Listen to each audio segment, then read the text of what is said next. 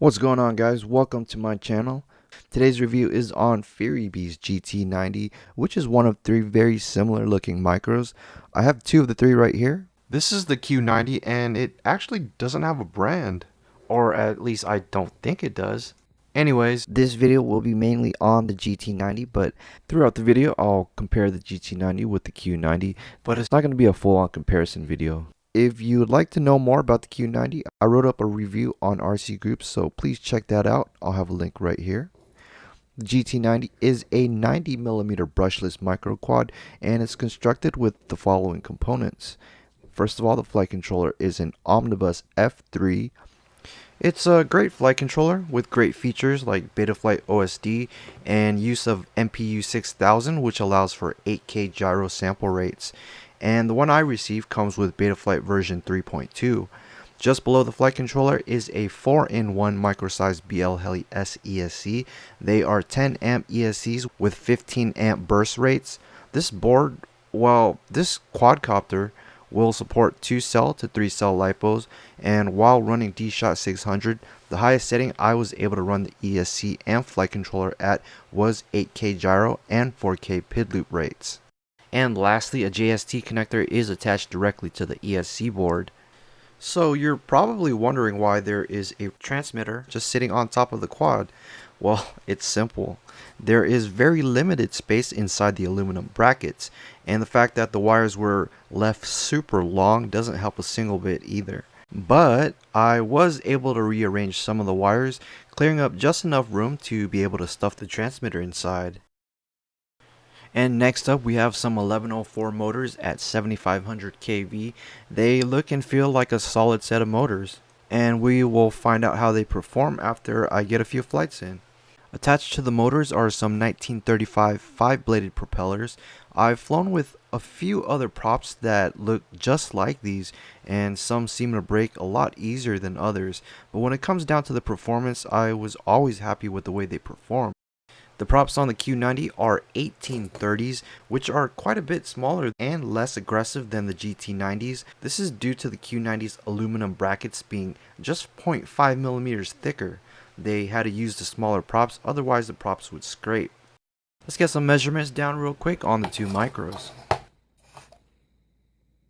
The GT90 is 62 grams, and the Q90 is 64 grams. Sounds about right. The GT90 has a heavier camera, while the Q90 has thicker brackets.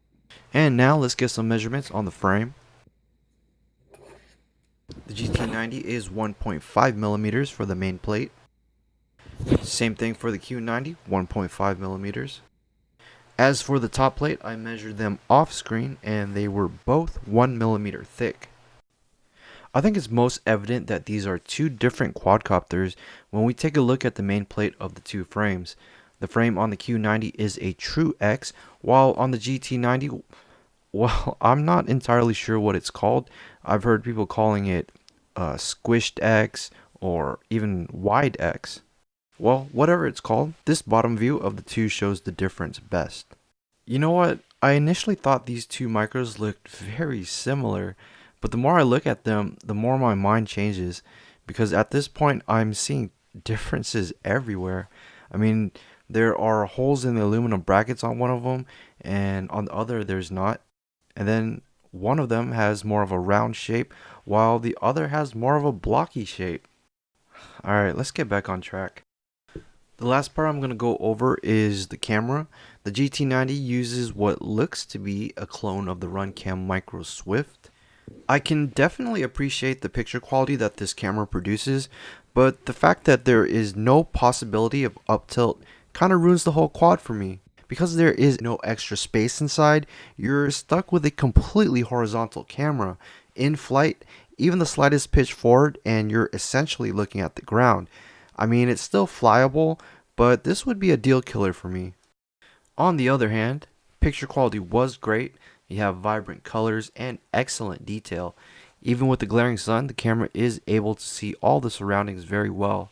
On other cameras, the entire screen probably would be flooded with bright light. And as for the Q90, the camera is small enough that upwards tilt is possible.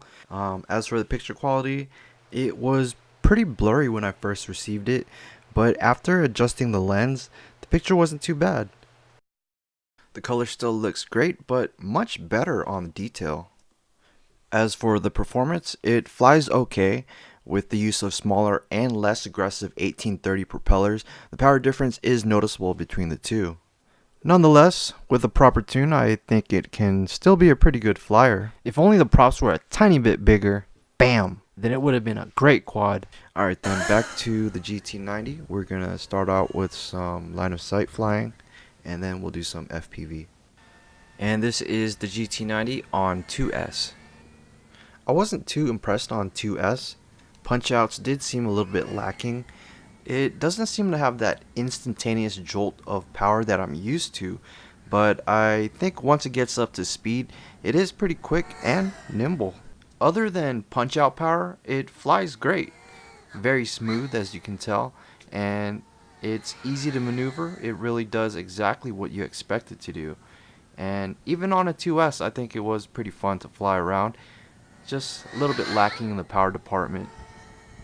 Alright, here's one last punch out before I go to 3S. Punch out.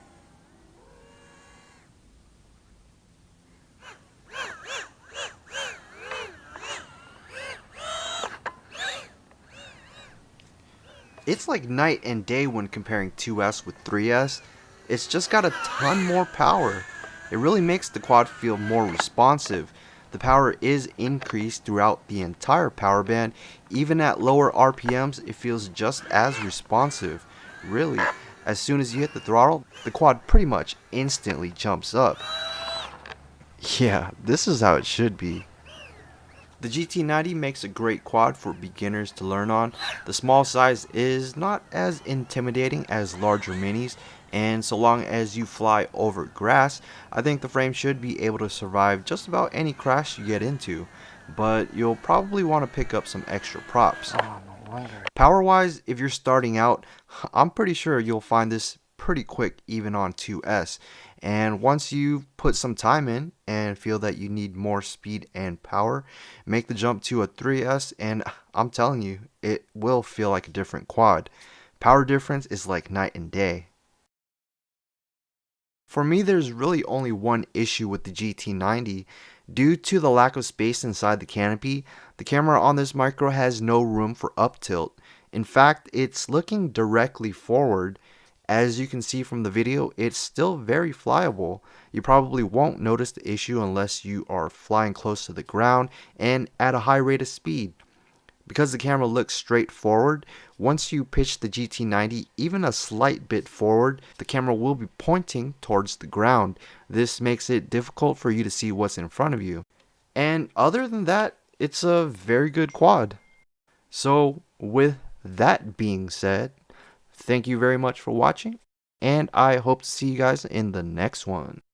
See ya.